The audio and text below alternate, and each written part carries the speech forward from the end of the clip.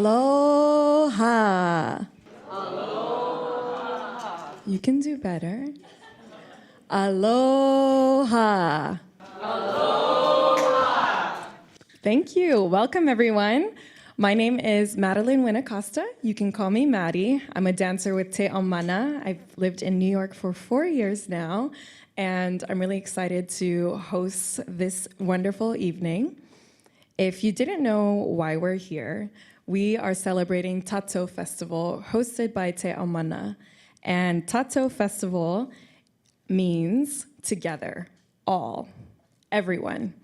And we're here to bring together the Moana Nui, or Pacific Island, community in New York City by creating space where Pacific Islanders can gather and celebrate in unity and love while honoring each other's artistry and ancestry and building a community.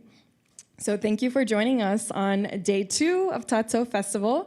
We have a really special week planned, and we kicked off yesterday evening at La Mama Experiential Theater. We had a wonderful opening ceremony with our Native cousins representing the Shinnecock, Matinecock, and Ukachug nations. It was so fun. Opening ceremony is always super grounding. We also had artist workshops focusing on poetry, art, and a really awesome talk back. And these conversations are what really keep us going.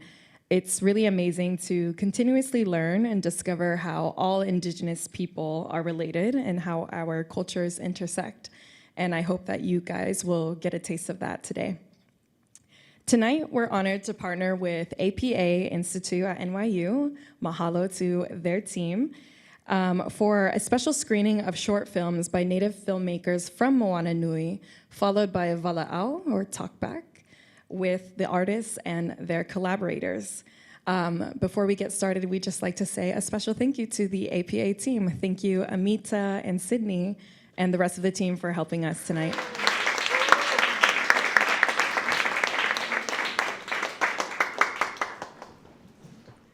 So tonight we're featuring a few wonderful short films, as I mentioned, by Pacific Island artists, Moana Nui artists. And I just want to give you a brief overview of who they are.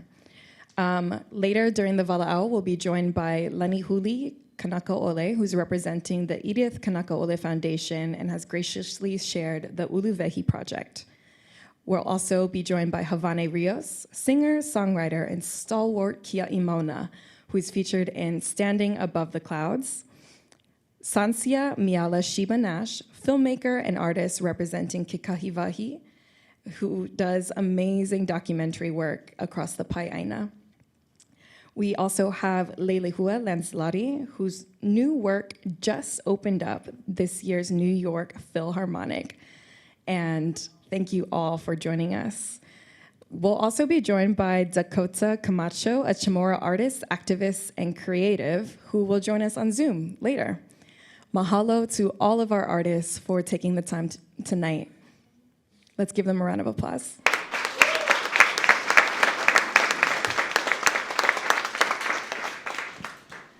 That is all for our intro this evening. Without further ado, let's get into the films.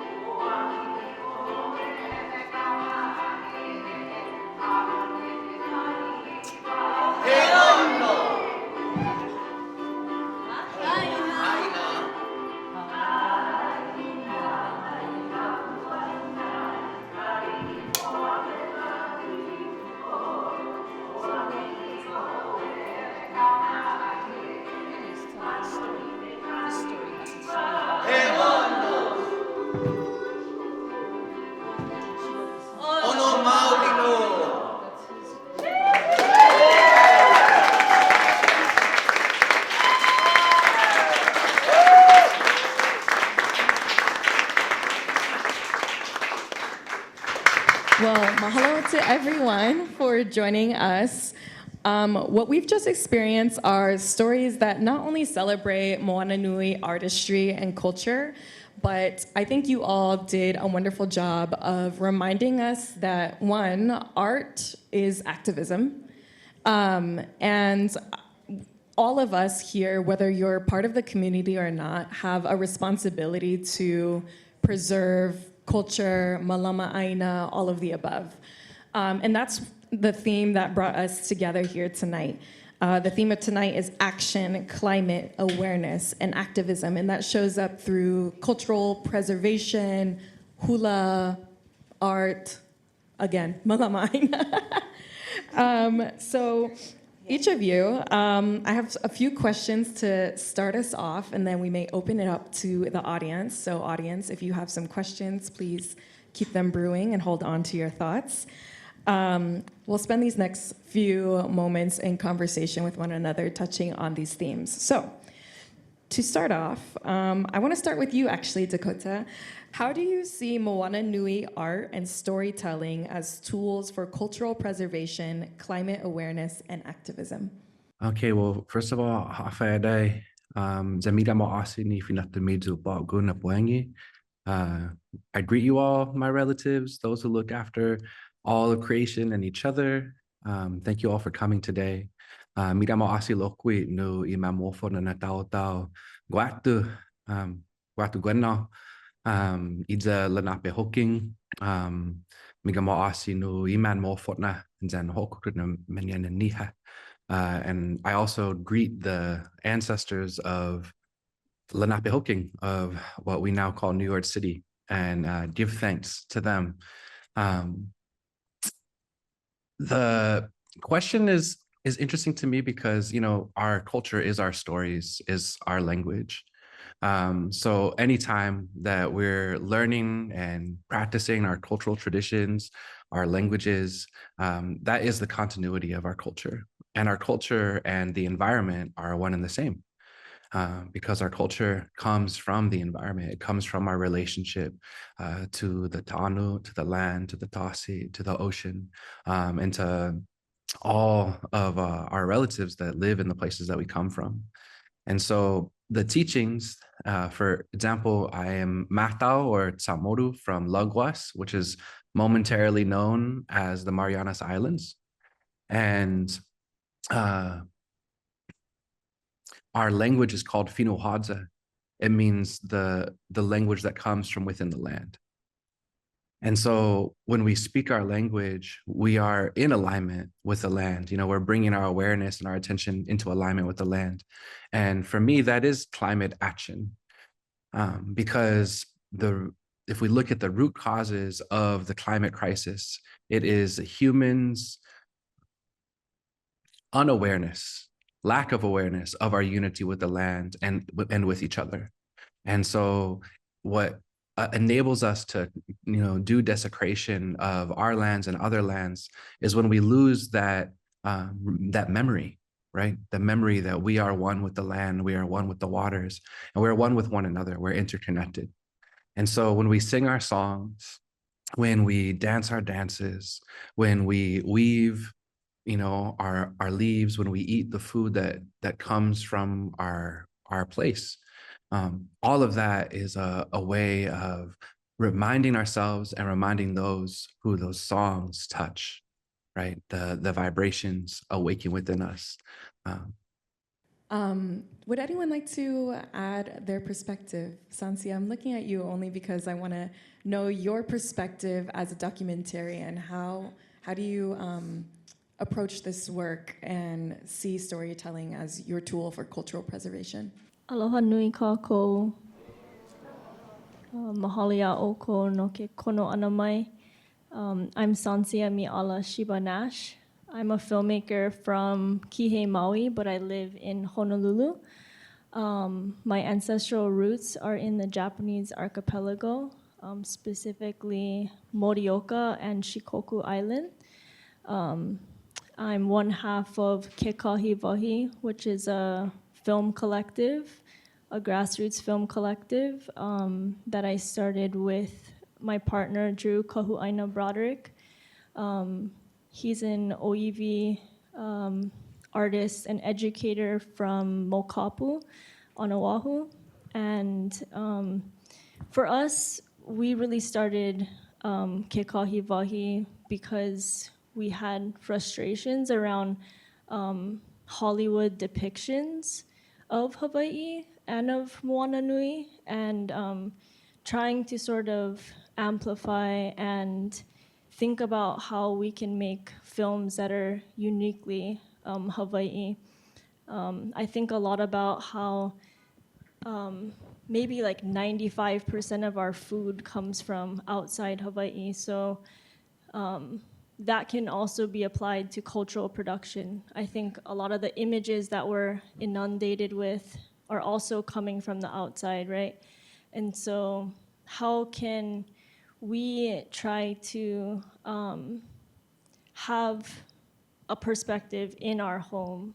And something that I always come back to is not just the content, but also formally. So how we tell our stories is important in a non-Western way that's not linear, but is kind of embodying ways that we think in Hawaii, an island kind of thinking.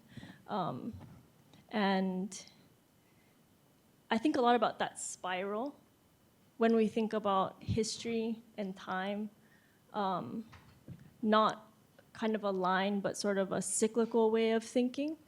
So that's something that Drew and I come back to a lot. I don't know if I answered. It was perfect. Lani, I see a lot of head nods. Do you have anything to add? No, she's just very reactive. No, I mean, I totally agree. I think one thing that that I always make sure or like talk about when I talk about myself, but mostly when I talk about filming and storytelling, like I tell people that I'm a storyteller. I don't like to say I'm a filmmaker only because I never go to school for that. I've done lots of internships, but that's not like my field.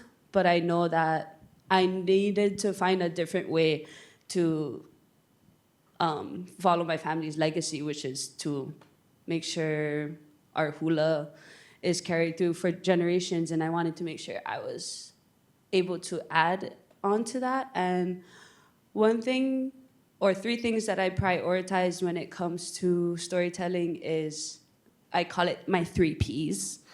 It's people, place, and practice. And I think a lot of us can agree to that. Like, I make sure that that the story is told to the perspective that they want it to be told. To make sure that my aina or their aina is a part of the story, and to always have that practice continue on. So yeah, I guess, yeah. Maikai. And Leilehua, what's your foundation for storytelling? How do you approach this work? The installation work that I showed at the beginning that had the kind of rattle sounds in it as you were walking in was really a kind of response with an indigenous perspective to this artist, Toshiko Takaezu, who's from Hawaii and was Okinawan, which is indigenous Japanese. The Ryukyu Kingdom became part of Japan slightly before when the Hawaiian Kingdom still existed, and so we have a lot of Okinawans in Hawaii that came over. And so Takaezu's work is gorgeous. It has these beautiful glazes on the outside and these colors that I think are so evocative of Hawaii, but similar to how you were speaking about kind of the surface image of that. Of course, her colorful things are more popular and people see them as these images that reveal what Hawaii looks like. But the artist had intentionally dropped little pieces of clay into these gorgeous pieces, and they're shown in museums all over the world, but you can't go into the Met, and please don't get arrested trying to go into the Met Museum and picking up her work and shaking it. but she meant for it to be heard. And she talked a lot about how the inside space was really important to her, this deep, dark space within. And the fact that she activated that with sound was that you can't understand or you can't experience the work itself or the landscape, these interior landscapes, without the physicality and the sound of experiencing the work. And I think that also relates to these ideas of the kind of surface representation of Hawaii as or kind of any of our Moana Nui Akea places that are beautiful, this surface representation, but then using all your senses. And so in making this installation work in response to that, I wanted to amplify that idea of, you think about in Hawaii, you might see this gorgeous mountainscape, and if you're not from Hawaii, you might assume that that must mean that you're in the mountains. But if you use your other senses, you smell and you taste the salt, and you can feel that the ground is squishy under you, and you can hear the ocean right behind you. And it's only by using all of your senses that you really understand your 360-degree landscape, because you are using your other senses to understand. And this is this very basic element of kilo and storytelling that all of us are related to. And I loved seeing the use of kilo in the Uluwehi film.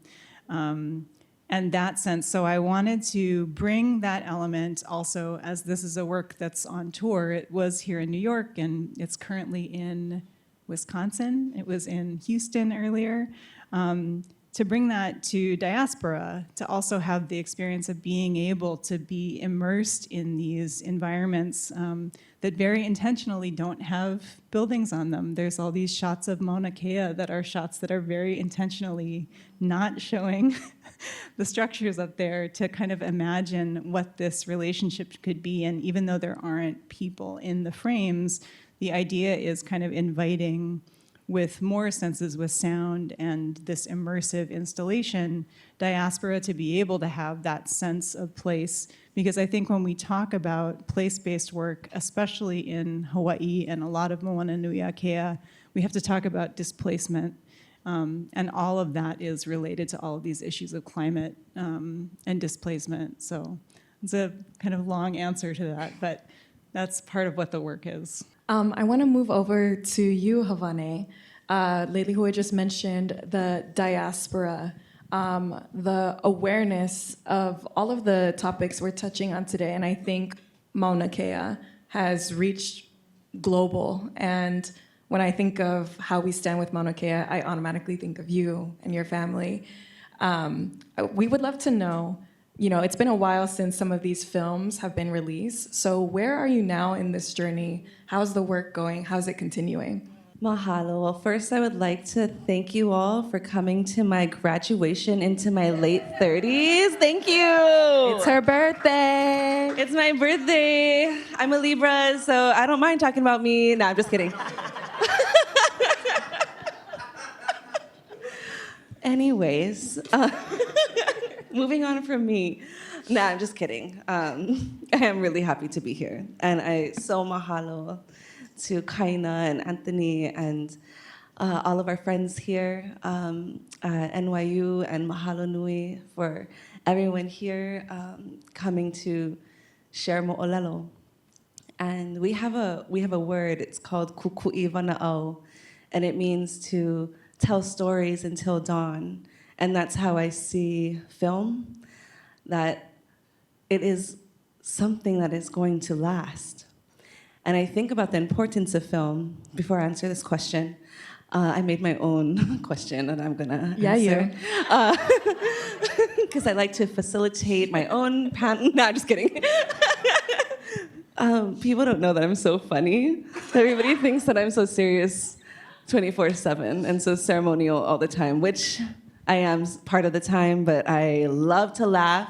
And I think that's what brings us here to this moment, is our joy and our yearning for connection, for reflection. And I always think of, what if we had video of our kupuna, our kupuna loa, that were on the heiau and the lele, and we're the ones who carved the ki'i. What if we had a visual of that, where would we be today? And so I feel like film and Ike Papalua, this double site, exist in the same realm because we're trying to remember by feeling and then by doing. And none of this can happen if somebody doesn't do it, if somebody doesn't live it. We have a living culture.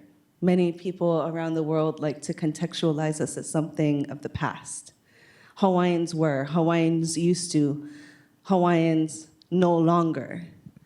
We are a living people with a living and evolving culture. We're not a monolith. We don't stay in one spot. And that's, again, what film helps us to see and feel and imagine. And so I just want to give my flowers to everybody here because there's a connection from Guahan all the way to the Lipoa, to the stories of Kona. And so I am a daughter of Guahan, of Saipan, Tinian, Luta. So my love to my cousin. I feel like I know that we're cousins because I found Camacho in my mo'oku'auhau. And then to see Lanihuli here, who I have known for all time, and to see the generations of storytelling, the generations of persistence. Because it takes somebody to continue it to a point of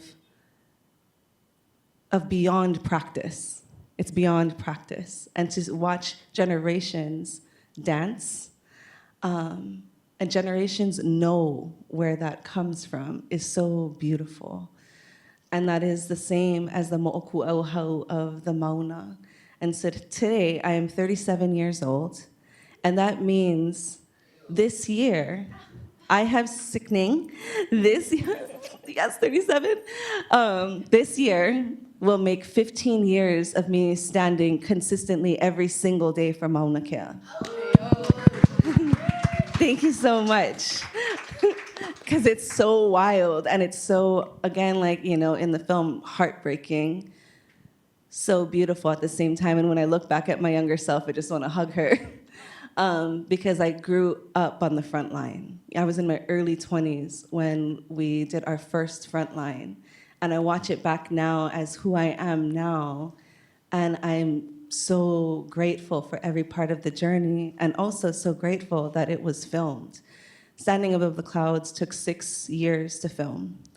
And it shows in the feature more of who we are apart from what everybody knows of us. And in the beginning of the Mauna, you know, you're kind of like told by the kupuna to be pushed to the front because you have the energy and the passion. And there was many of us young ones, and many of us are right here in this room, along this wall, and right here, that were raised up in the front line. And so it took many years to get right here. And people think from the announcement that TMT is over. And it's not. So the 30-meter telescope is a corporation that is funded by India, China, US, and a few others that I just can't remember right now. It's 5. And I think Japan dropped out recently, but what they're doing in our community is they're going and they're having meetings with as many Hawaiians as they possibly can. And what they're saying is that they're getting Hawaiians that were on the Mauna to change their mind and vote yes for TMT. And you know, they do these community meetings, they try and promise all of these things, like resources, like more help in education system, like the STEM program. But when you look at the funds that TMT would potentially give, it's like 1 cent per student in Hawaii. And so we're at a place where we need to continue advocacy and need to continue to sign the petition. So I know that I'm long-winded, but thank you so much for standing here with me in that, because there was so much to say. My last thing to say is one way that you can help us by continuing on knowing that TMT is not done trying to build this big thing on the Mauna that's now obsolete because it would take 12 years to build. So imagine if TMT did go through. Their technology is already obsolete as there are already like 40, 50, 60-meter telescopes around the world, but they want access to the northern skies. So one way that you can be in solidarity is to sign the petition. And it's on my Instagram at Hāwane Music. It's also on at Protect Mauna Kea, at mkea.info. All of those ones, you can find the petition in the bio. Oh, and there's a link at the back there. Yes. Yes, there's a link. And then there's also the Over here. shawls if you want to be wearing your prayers and your ceremony in solidarity. Every Wednesday, we have Mauna Kea Wear Wednesday. Anyway, thank you so much for coming to my personal TED Talk. That's all I'll say for now, but mahalo nui again for coming and supporting this whole event. Ke aloha piha. Mahalo. We are at time, so I just want to open up the floor for any of the other artists who want to, plug the work. And again, the focus of tonight is action. So how can the audience here take action to support cultural preservation, climate awareness? Anyone can jump in.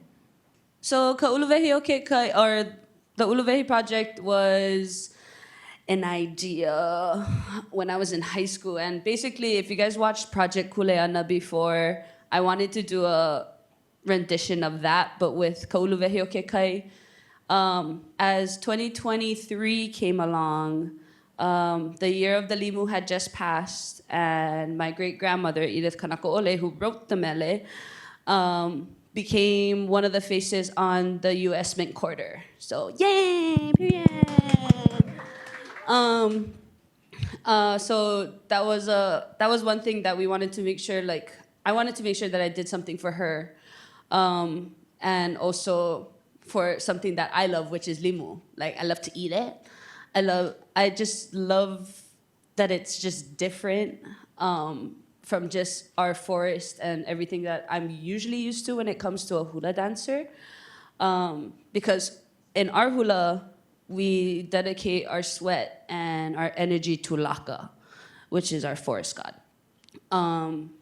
So a lot of my time, other than hula, it's spent down at the ocean. And I take care of, I'm one of a kia'i loko, or a person who takes care of a fish pond, down in Keaukaha on Hawaii Island. So I also do that. I also do mahi'ai in Waipio. I also take care of a heiau in Ka'u, girl. I'm all over. I'o a ia ne'i, okay? But I wanted to make sure, like I said in the video, this was my great-grandmother's identity. It was about activism. It was about our environment. It was about our mele and our practices. It was about our people. And so anyway, that's the whole shindig about it. But if you guys want to go watch it, it's on YouTube. It's free.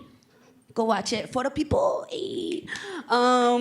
So you can watch it whenever you like. The Uluwehi Project final video, you can find it on Edith Kanaka Maoli Foundation YouTube channel. Okay, and then on top of that, we do have merch for our project. So there's hats and shirts if you guys want to support. And is there anything else? Where am I? Guys, this is the first time New York City, this is the first time that Uluwehi has made it outside of Hawaii.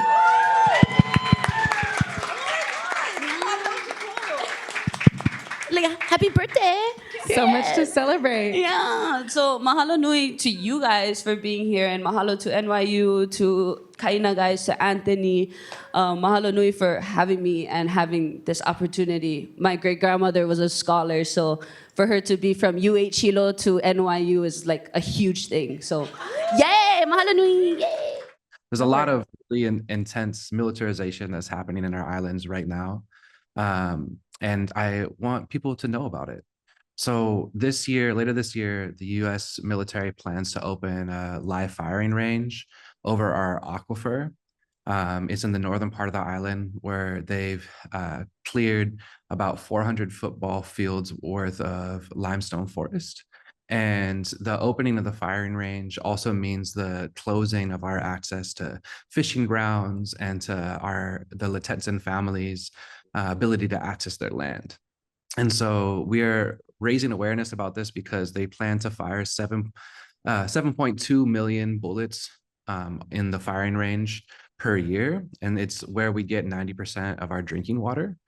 And in addition to that, they're also planning to build what they call a missile defense system, which requires them to take more land in Guahan than they already have. They have 1/3 of the island as military bases, and they're planning to take more. And our people here don't believe that that makes us any safer. And so there's 2 organizations that I want to uplift for you to follow. So I'm going to ask you to take your phones out, and I can actually see you. So maybe please take your phones out. And if you could follow Micronesia Climate Change Alliance on Instagram, it's Micronesia Climate Change Alliance, and Prutehi GU. So it's PRUTEHI/GU, or not slash, what's the one? Underscore. And then the other one is Micronesia Climate Alliance on Instagram. And these 2 organizations are doing really incredible community-based work to end the militarization of our islands and to protect our water. And if you follow them, then you can continue to follow all of the organizations advocating for independence. And thank you for your time. Apologies to hold you more. Miga Ma'asi, and it's sending extra love to my Chamorro relatives, Kaina and Hāwane. Maguf na ha'anin mafiniagumu Hāwane, and Miga Ma'asi to everybody that is gathered. And thank you to the APA. Mahalo. Yes, of course. This is important, so we should take the time for this. So Leilehua and Sancia, how can we continue to take action and support your work? Sancia has a new book that just came out that's really rad that I think that she should hold up. You can order it At nativebooks.com. Yeah, you can support a Native bookstore, Native Books. You can order it from Native Books. My work totally coincidentally happens to also be in this book. Wow. And I think just generally local action, right? Like hearing Dakota talk about that, right? Like all of us talking about if you're someone who lives here and you want to help out our cousins who live here, like figure out what's happening locally in your community. Volunteer or think about food sovereignty and how you can strengthen food sovereignty in your community or whatever that local action is, right? Like strengthening each other globally with what Dakota is talking about and what Hāwane has done so much and all of us, right? What are those global solidarity movements that we can make? And then what's the action that we can all do locally to make those things happen for our communities and our cousins here? Apart from our work as kekahi wahi, we also help to digitize and catalog Namako Ka'aina's work.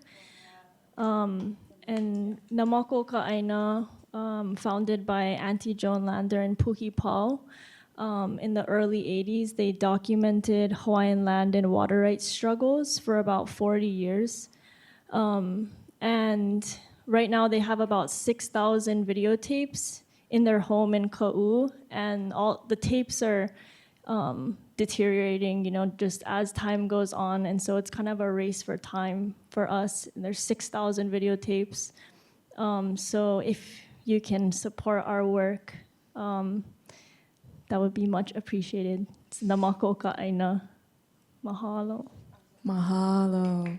Everyone here, I hope you are leaving this evening feeling inspired to take action and stand with the Moana Nui community.